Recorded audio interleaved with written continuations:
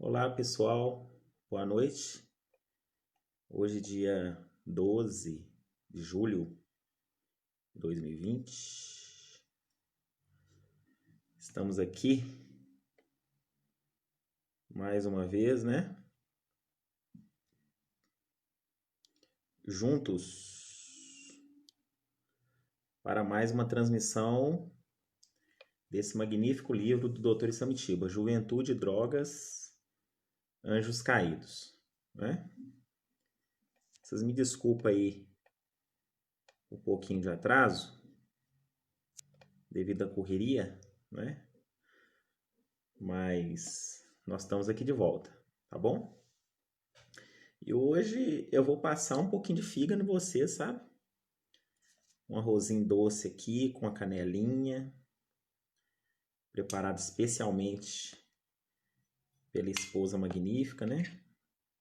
Mas tá de tirar o chapéu, viu?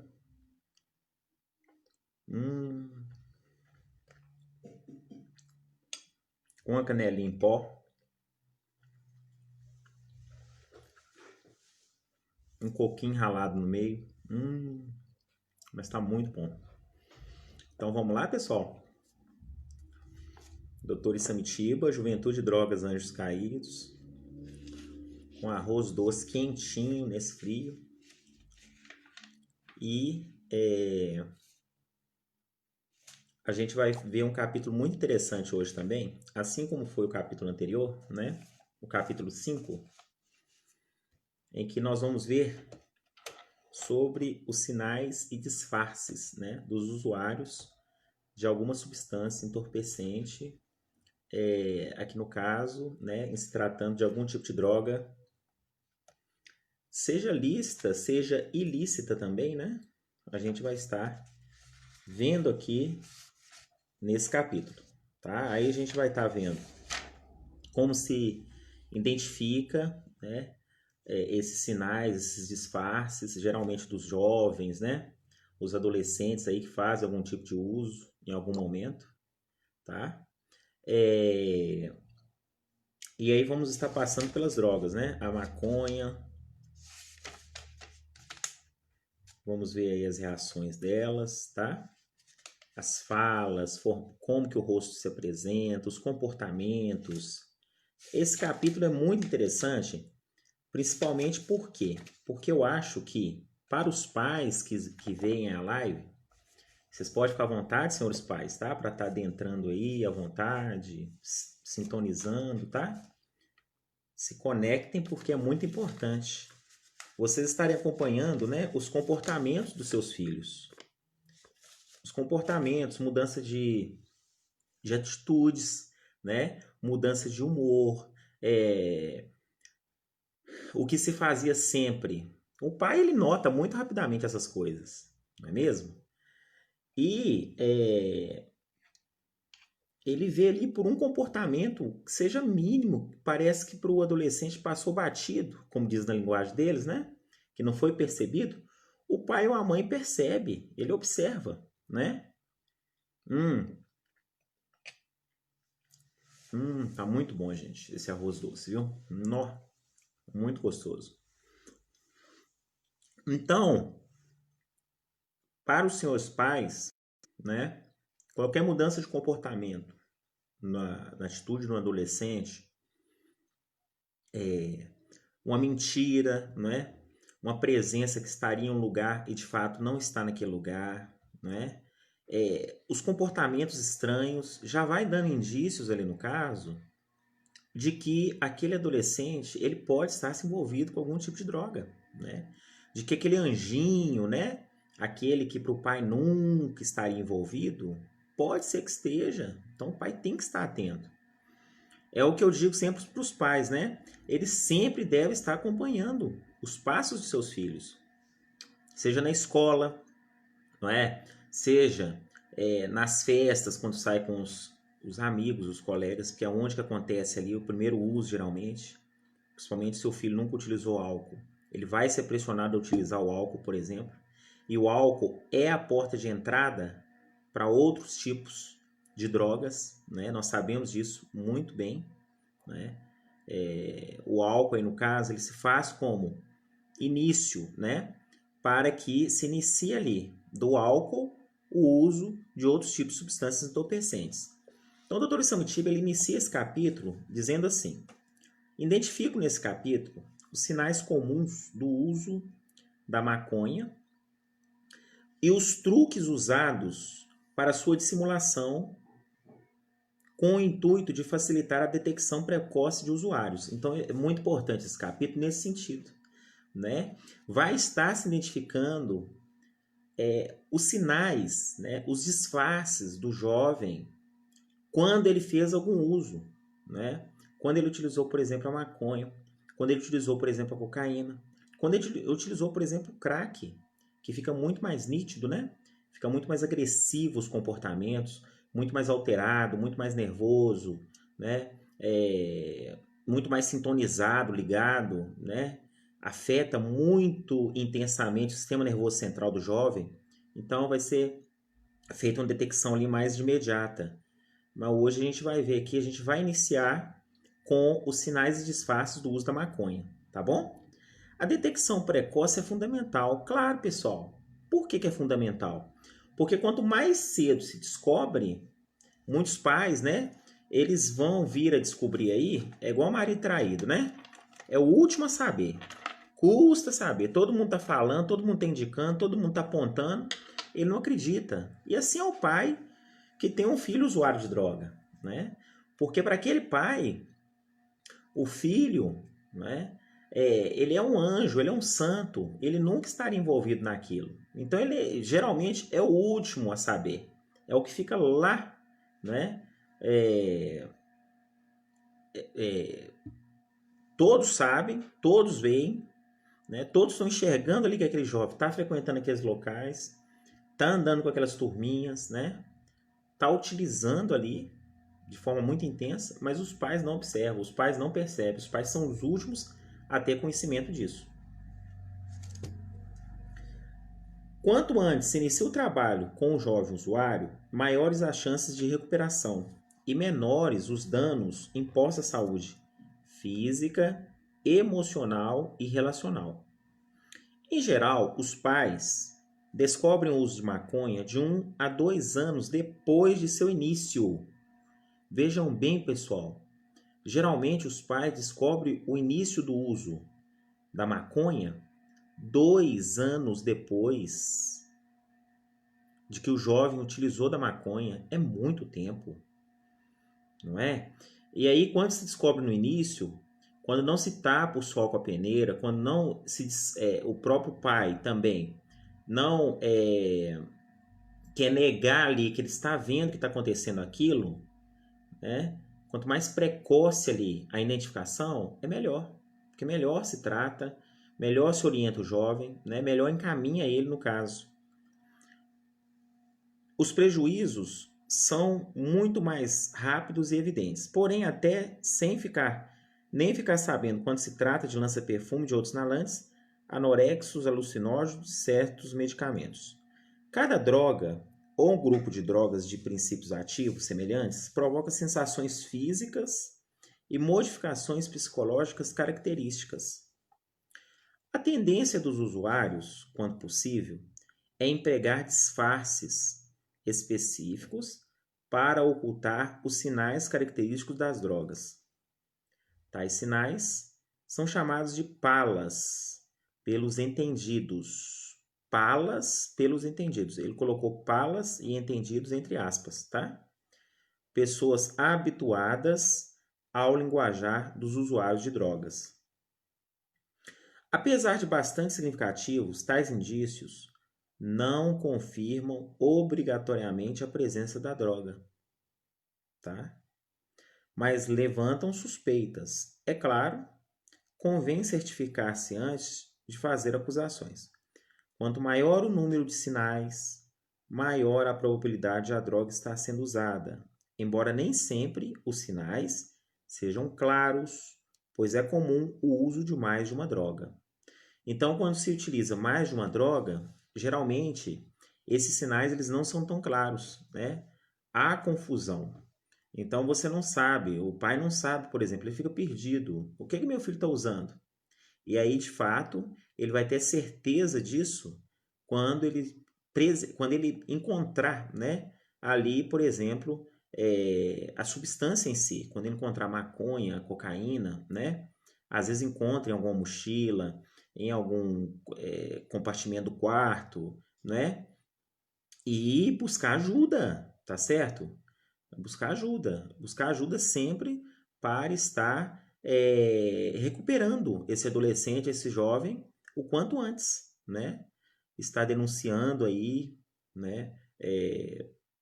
A polícia aí no caso, se sabe de quem são os fornecedores, né? O seu filho também possivelmente será responsabilizado pelo uso, né? Porque isso aí está dentro da legislação de drogas, dentro da lei de drogas, então são coisas muito sérias, pessoal.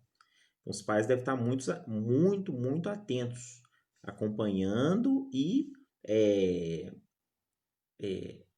assim, minuciosamente os passos do filho quando ele acha, né? Quando ele pensa que ele pode estar envolvido com algum tipo de uso de substância entorpecente. Tá bom? A maconha. Então, nós vamos começar pela maconha, conforme eu havia dito para vocês. Tá? Nós vamos começar a analisar a maconha.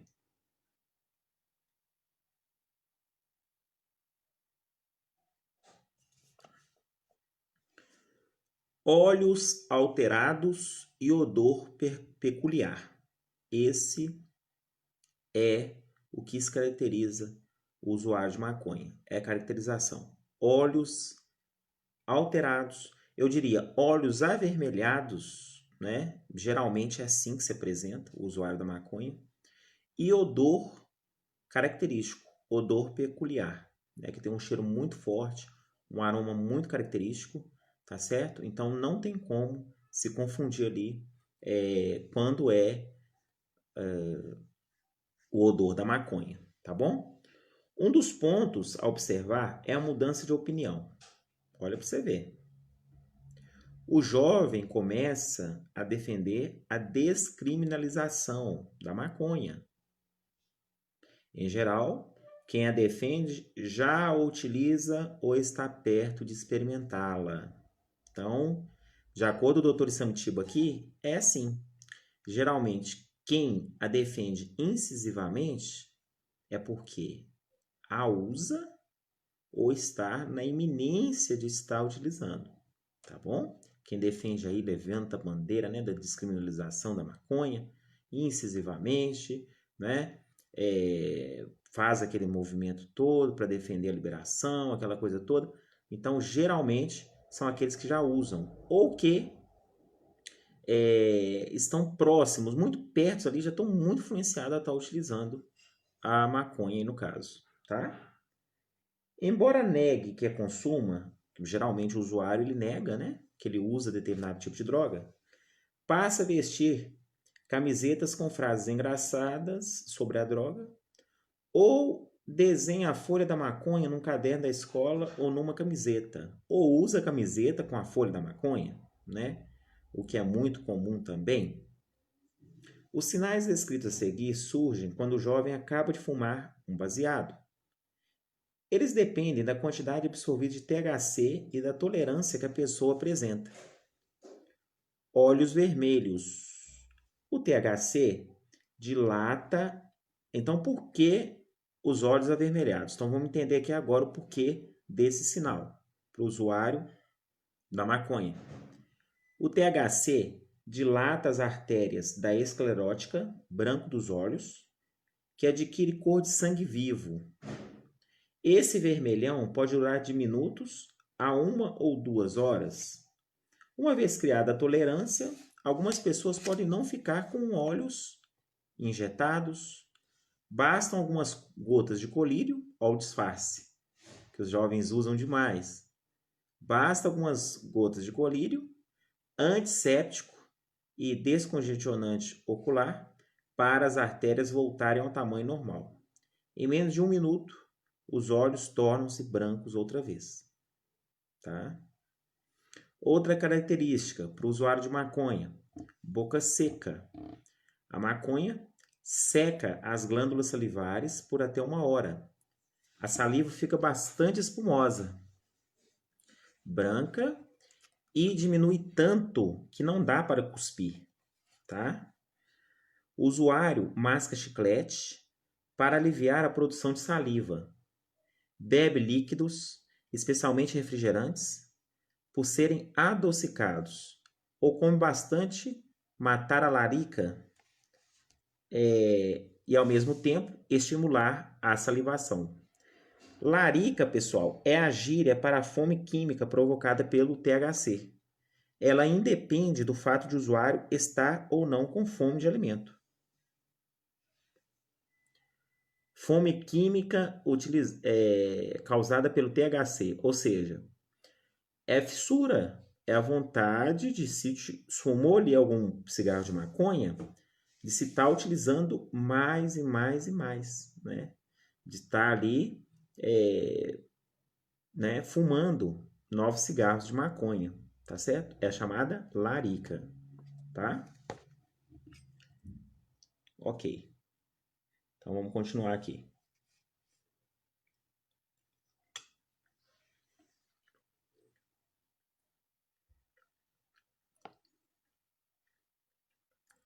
Um rosinho doce, que esse rosinho tá, que tá, viu?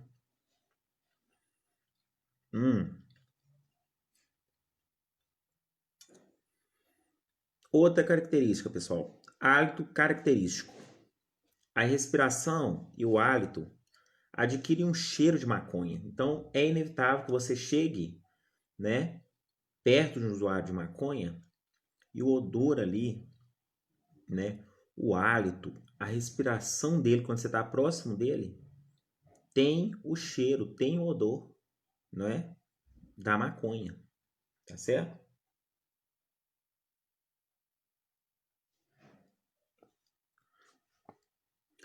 Balas com gosto muito forte ou essências contra mau hálito servem de disfarce.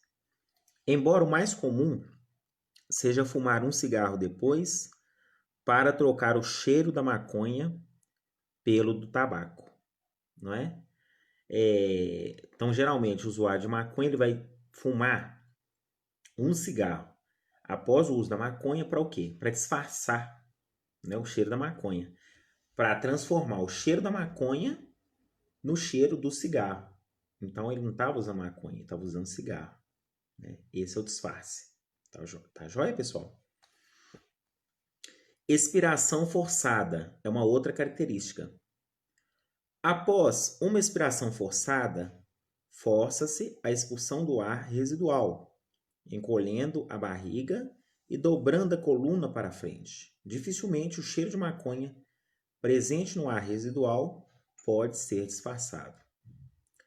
Cheiro nos dedos. Então, os dedos, porque tem sempre contato ali com o cigarro, né? Sempre tá ali tocando, pegando para acender o cigarro, não é? É possível perceber o cheiro da droga nos dedos. Se unir às pontas dos dedos polegar, indicador e médio e cheirá-los com uma expiração rápida e profunda. Para dissimular, os usuários passam sabonetes, perfumes ou qualquer outro produto de cheiro forte. Ou ainda, cultivam o hábito de ficar triturando plantinhas cheirosas com os dedos. Para quê? Para disfarçar, né? Aquele cheiro ali da maconha nas mãos. Né? Então eles ficam ali, pegam flores cheirosas, plantas cheirosas, passam perfume, passam alguma coisa com odor forte, não um odor cheiroso, para disfarçar ali o cheiro da maconha nas mãos. Tá? O amarelo dos dedos, que geralmente é uma característica também presente no crack minto. Crack, geralmente, os dedos são queimados, tá? Isso aí nós vamos ver quando a gente chegar lá. Porque de tanto acender, né? Acende a pedra, usa o isqueiro, acende, e aí vai queimando o dedo. De tanto que vai queimando ali a pedra. A resina do THC vai se acumulando na ponta dos dedos. Utiliza-se um método de lixar os dedos nas paredes ou até mesmo no asfalto, para tirar aí o amarelo. Midríase. As pupilas ficam dilatadas de 1 a 3 horas e frequentemente não se contrai sob a ação da luz direta. Tá? A manobra mais comum é tirar os óculos escuros e olhar para o sol, e assim forçar a pupila a se contrair. Rastreamento é a capacidade que os olhos têm de acompanhar movimentos rápidos. No recém-canabizado, os olhos perdem essa capacidade e ficam parados com movimentos lentos, dando a impressão de que o usuário está desligado da realidade. Então é quando fica lá ligadão, né? Fica aquele paralisado, né? Os olhos se movimentam lentamente, né? Fica aquele negócio ali, tipo que bitolado, né? Aquela coisa paralisada, aquela coisa que você não entende, né? Você acha que está desligado, está fora do ar. Então é também uma característica própria do usuário de maconha, tá? Pestanejando, o movimento de abaixar as pálpebras ao piscar os olhos tem a velocidade fisiológica natural reduzida na pessoa que acabou de canabizar. Pálpebras semicerradas. Os olhos parecem pequenos, isto é, ficam um pouco abertos. Isso ocorre porque as pálpebras superiores não sobem completamente. Para disfarçar, eles apertam o globo ocular, massageando as pálpebras para ficarem mais espertas e recuperar um pouco a abertura dos olhos. Tá? Outra característica, pessoal, é a fala pastosa. Fala pastosa, sim. A voz sai mole, grossa, mais vagarosa, porque os usuários relaxam também as cordas vocais. Às vezes tropeçam em algumas palavras. Lembra a embriaguez alcoólica, mas a intensidade é menor. Mais do que disfarçar, tentam esconder falando o mínimo possível. Maconha e cigarro podem relaxar os músculos das cordas vocais, engrossando a voz. Então é outra característica. Faz o engrossamento da voz também. Tá? Outra coisa, rosto sem expressão. Os músculos da face podem relaxar, perdendo a expressividade, como se estivessem sob efeito de anestesia. Então perde a expressão, perde a reação ali, aquela vivacidade no rosto, né? Geralmente o usuário de maconha ele vai perder isso. Atendi um rapaz que ficava dando tapinhas no próprio rosto para recuperar a expressividade, porque fica aquela coisa morta, aquela coisa paralisada. Então, para você ver, o doutor Samitiba atendeu um rapaz que ficava dando tapas no rosto para ver se recuperava a expressividade, né? Aquela vivacidade do rosto. Cheiro na transpiração. Pode ser encontrado odor de maconha no suor até 5 horas após a canabizada, especialmente ao fazer grandes esforços físicos de forma contínua, como ginástica, caminhadas e esportes. Aumento dos batimentos cardíacos. O coração dispara, atingindo quase o dobro de sua velocidade normal. Parece que o coração vai sair pela boca. Cresce a sensopercepção. Com olhos e ouvidos mais aguçados, viaja no que está vendo ou curte um som. Fica um longo tempo observando um detalhe que lhe chama atenção com uma expressão de encantamento. Então fica ali paralisado, né? Atento ali a algo, absorto ali, né? Numa canção, num som, numa paisagem, não é? Após a canabizada, como o Dr. Samitiba qualifica o usuário da maconha que acabou de utilizar ela. Ilusões, isso é comum, né? Praticamente em todos os tipos de drogas, porque afeta o sistema nervoso central, afeta a memória, né? Então causa ali diversas percepções que não existem ali na realidade. Os objetos são percebidos de modo distorcido, dançam, mudam de forma ou cor e até noção de distância é perdida. Então, o usuário de maconha também, que faz uso ali de, né, vai dirigir, né, ele perde a noção de espaço, ele perde a noção de distância. Então, é um perigo também. Assim como o usuário de bebida alcoólica não deve dirigir, O usuário também de uma substância entorpecente, como afeta sua percepção de tempo, sua percepção de objetos, sua percepção de distância, ele não deve também dirigir, tá certo? Alucinações. Pode perceber objetos que não existem, mas não é comum ter alucinações. É interessante notar como o jovem reage. Ele pode concordar com os 16 itens anteriores, mas se nunca teve alucinação, afirma que este livro não está com nada. É a desculpa de que ele precisava para parar de ler. Delírios. A maioria não chega a apresentar esse distúrbio de crítica. No delírio, o usuário acredita que as alucinações sejam reais. O termo chapado é usado quando a pessoa apresenta os sinais 7, 8, 9, 10, 11 e 12. Chapadaço, quando tem os olhos sem vida, o rosto sem expressão, pisca lentamente, suas pálpebras não abrem por completo, parece estar com a máscara de cera, expressão de tartaruga. Os sinais 11, 12, 13, 14, 15, 16, 17, 18 dificilmente são disfarçáveis. Entretanto, a tolerância criada pela maconha reduz a maioria desses sinais, sobretudo os de números 15, 16, 17 e 18. Os usuários de maconha, sabendo que os pais estão ligados, ou seja, que estão atentos, que estão vigiando, que estão observando já que ele pode se utilizar dessa substância entorpecente, tomam cuidado de disfarçar os efeitos do colírio para chegar em casa de madrugada. Como o colírio deixa os olhos brancos demais, e isso pode despertar a atenção dos pais, eles acabam esfregando bastante os olhos para que fiquem pelo menos um pouco vermelhos, como cansados da noite. É um disfarce, não é? Vamos ver agora, pessoal, os comportamentos suspeitos. Há várias atitudes tomadas com frequência por canabistas para ocultar seu envolvimento com a maconha. Vamos ver quais. Só um instantinho.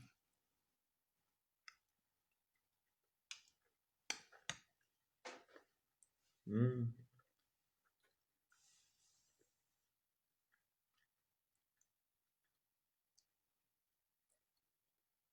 Hum.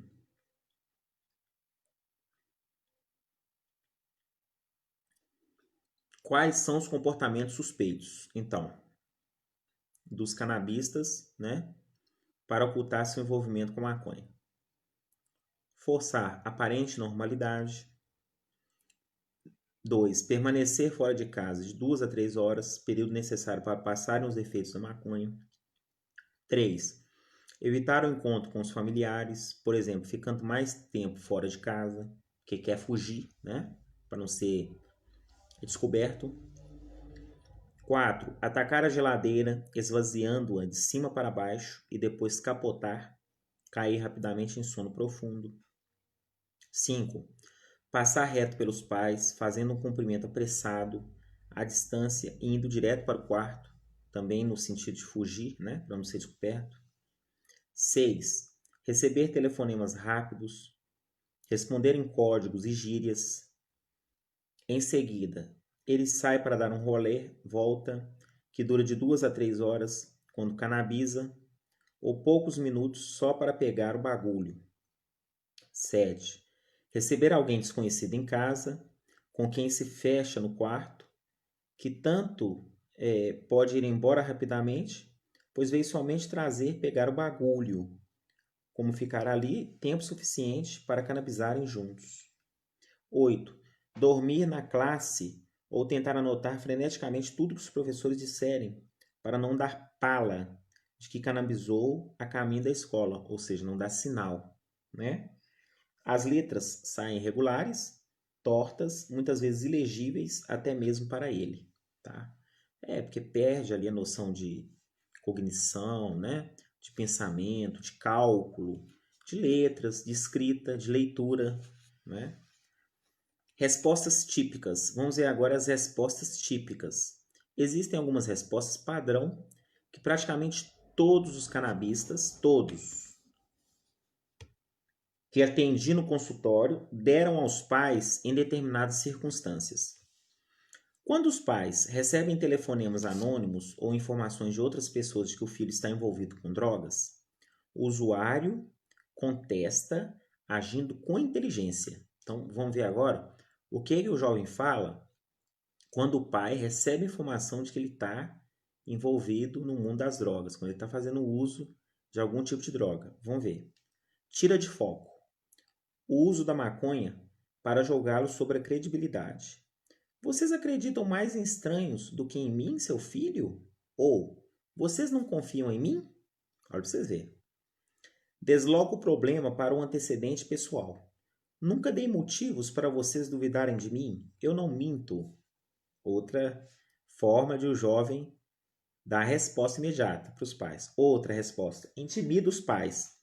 Mostra convicção de não uso, deixando-os em dúvida. Muda o foco do problema. Reage agressivamente, sente-se ofendido, indignado, mostra-se magoado. Quando os pais encontram maconha guardada ou muito bem escondida no quarto, o usuário contesta. Não é minha. Nem sabia que estava aí. Não sei de quem é. Não sei o que é isso. Um amigo pediu para guardar para ele. Não vi nada demais em ajudar um amigo. É do meu amigo. Guardei em casa para ele porque na casa dele é sujeira. Eu estava para devolver para ele. Se os pais tentam identificar de quem é a maconha, quem ofereceu e quais são os outros que também estão canabisando, o usuário reage.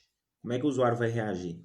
Não vou bancar o dedo duro, não vou dedar meus amigos, não tem nada a ver ficar pensando que ele me forçou a fumar, eu é que quis experimentar.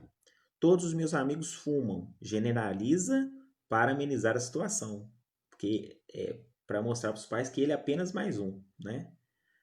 Quando os pais o surpreendem canabisando ou ele mesmo admite, o jovem afirma: eu só experimentei, mas já é um usuário eventual.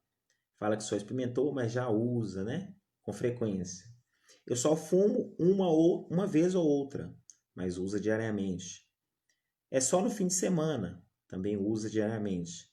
Eu gosto de uns peguinhas, uma hora ou outra. Fuma, porém mais de uma vez por dia.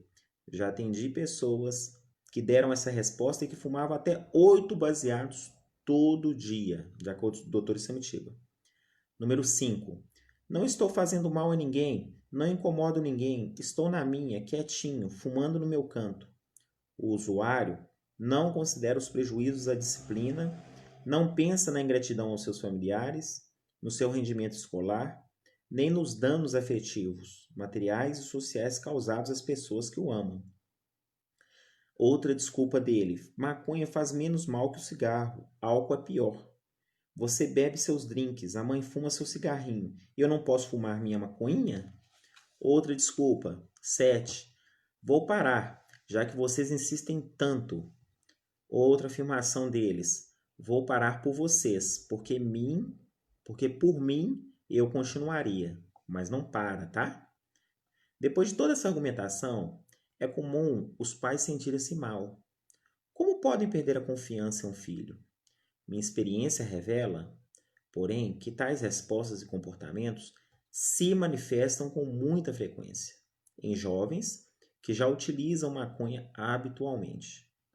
Mentiras, dissimulações, omissões, contra-ataques e promessas fazem parte da vida da maioria dos canabistas. E promessas são demais, né, pessoal?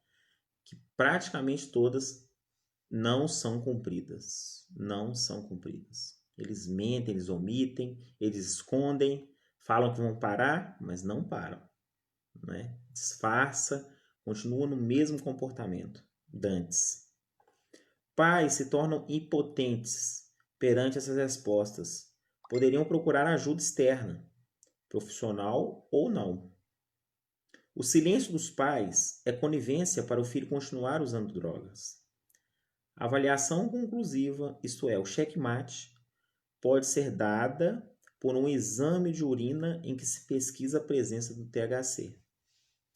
Esse exame tem de ser pedido de 2 a 3 dias após a canabisada, pois no dia seguinte, e até mesmo no segundo dia após o uso, os sinais de THC podem ainda não aparecer na urina.